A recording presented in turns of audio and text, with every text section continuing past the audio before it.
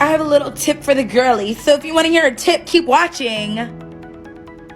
Your perfect lip shade will be your eyebrow liner, your eyebrow pencil lining your lip.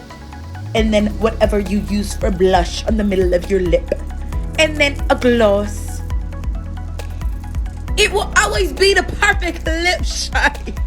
What a great idea. So I'm gonna add a few dots of red and 1 dot of white in the middle. After that, I'm just gonna apply it to my lips. It looked so satisfying, and it created the most beautiful pink shade.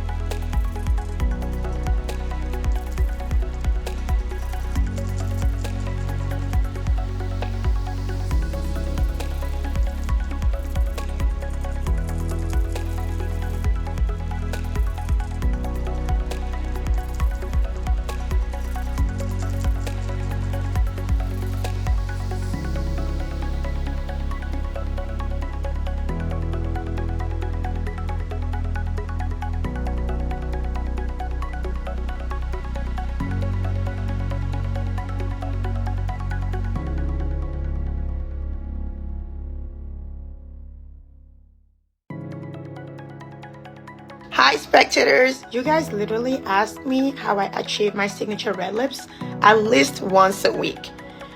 So I'm just gonna show you and pin it so you guys can just refer to it whenever you want. Let's do it. First, I go ahead and apply my Nivea lip balm. It has SPF 15 in it. You have to protect your lips as well as your face and your hands. And no matter how many red lipstick I try, I always come back to these two. It's Drop Dead Red by Too Faced and then the Lady Balls by Too Faced. So I first line with Drop Dead Red. Ooh, that's dirty. Then I go in with Lady Balls. And this is the finished look. I let it sit for about 5 minutes before I finish getting dressed. I always say this, you don't need confidence to wear red lips. Red lips will give you confidence. Bye guys.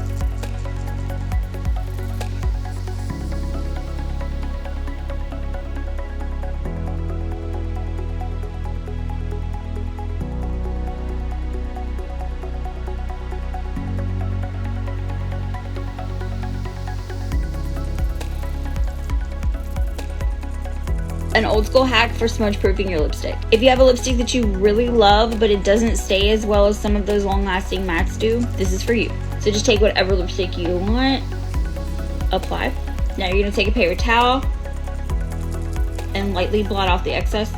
Pour out a little bit of setting powder. You're gonna need a tissue. Pick up that loose translucent powder on your brush.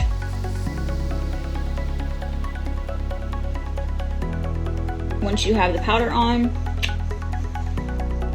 you still get a little bit off, but it stays a lot better. This won't stay as well as if you used a mixing liquid over it, but it also won't dry down as much with the powder versus the mixing liquid.